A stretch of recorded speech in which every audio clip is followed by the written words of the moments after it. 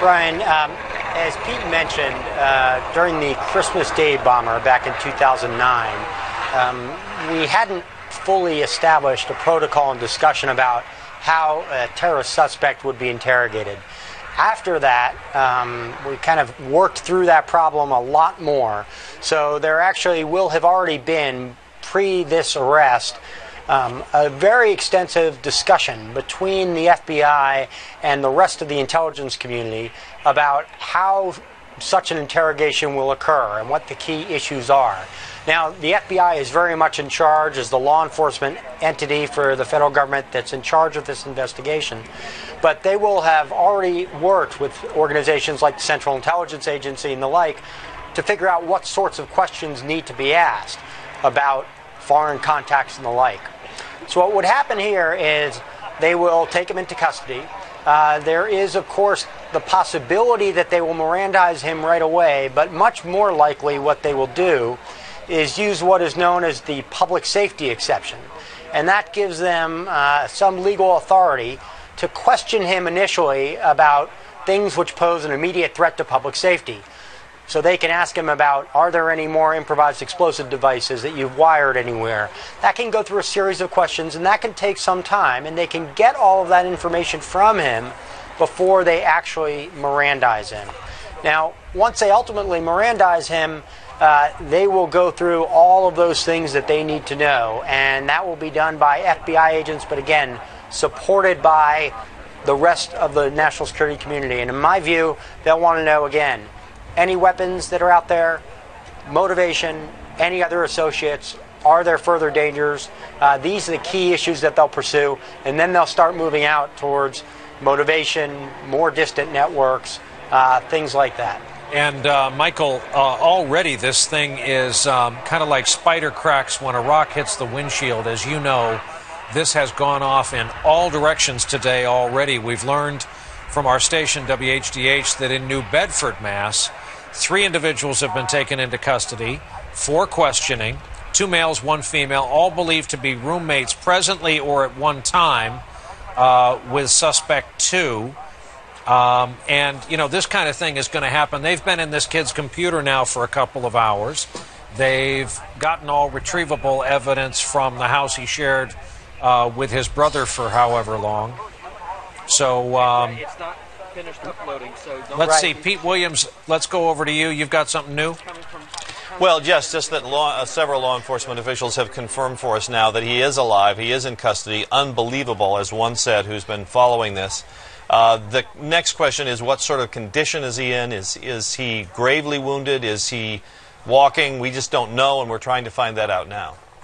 A big night in Watertown, Mass. I'll tell you, what a 24 hours those people have endured.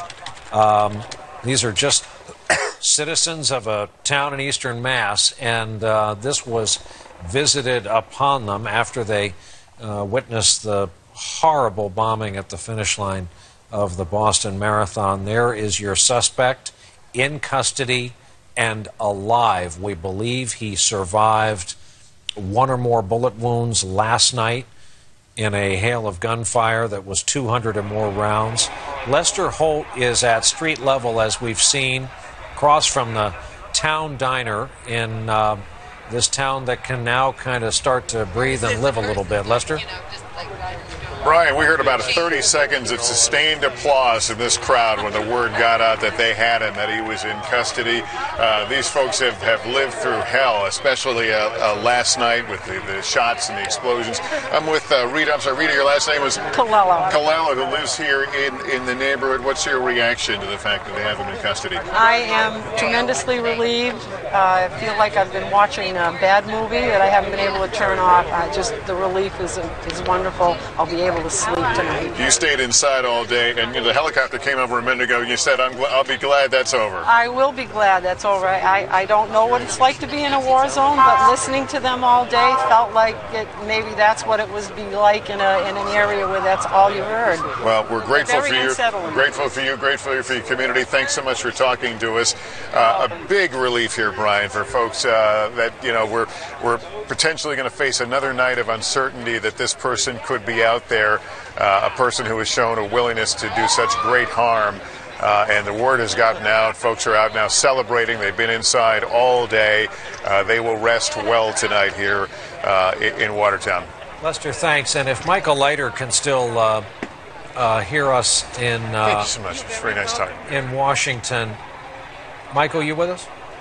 I am, Brian. Yeah, I've been just saying all day that I think as long as we keep the balance, more good guys than bad, we'll be all right. And the other lesson here is about law enforcement, the trails people leave behind, the leaps and bounds technology has taken.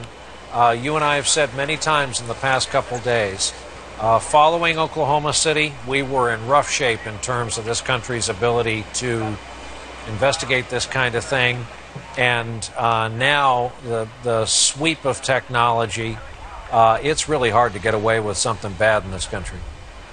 It is, and of course this is a silver lining on a very dark cloud going back to 1996 with Oklahoma City, and then 1998 in Kenya and Tanzania, the first World Trade Center bombing, going back a little farther, and then through 9/11. But what the last 12 years have given us is incredible human capital, incredible talent within organizations like the FBI and CIA, incredible coordination between the federal government and state and local governments, the sort of thing that we've seen over the past 2 days simply wouldn't have happened back in 2000. And then the technology, which can pull all of that together. And 5 years ago even, this could have occurred and we might not have had nearly the digital record that was developed in this case. And one can only imagine how much more difficult this case would have been had there not been the photographic and video evidence of these two perpetrators. Michael, thank you. We're told the suspect suffering from at least one gunshot wound and blood loss, not known if there are fresh wounds from tonight's exchange of fire. He's being taken to Mount Auburn Hospital in Cambridge. Oddly, same hospital where a transit police officer is recovering from a gunshot wound by either this kid or his older brother last night. And this is probably a good time to read a very sad statement from the family of Sean Collier. He's the police officer killed last night on the MIT campus. Family has released an official photograph along with these words. We are heartbroken by the loss of our wonderful and caring son and brother, Sean Collier. Our only solace is that Sean died bravely doing what he committed his life to, serving and protecting others. We are thankful for the outpouring of support and condolences offered by so many people. We are grieving this loss and ask that the media respect our privacy at this time. And so we will. You see the MIT markings on his lapels. Campus police officer did not even have a chance to do his job.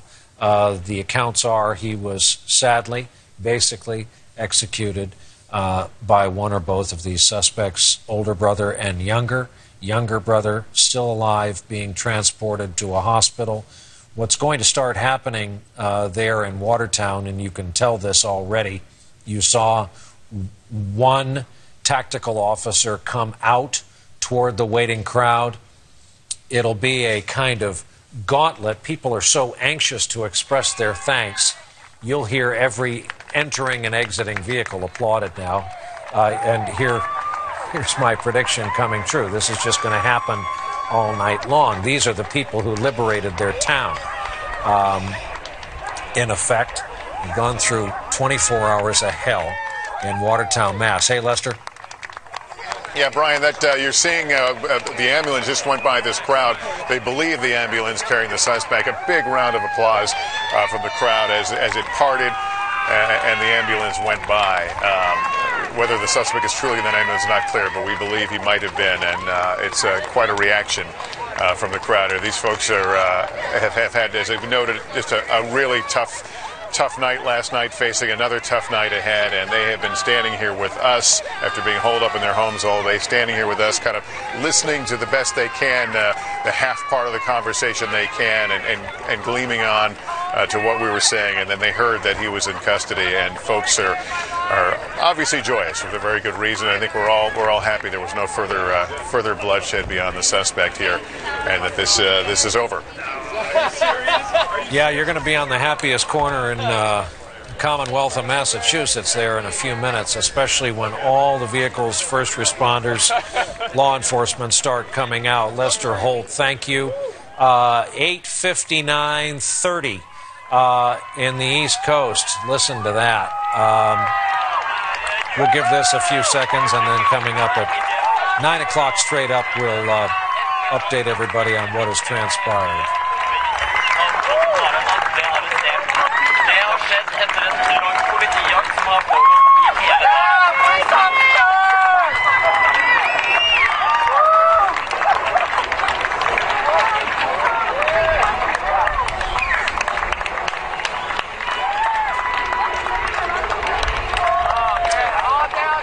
Nine o'clock in Watertown, Massachusetts, and elsewhere along the East Coast. 6 p.m. in Los Angeles.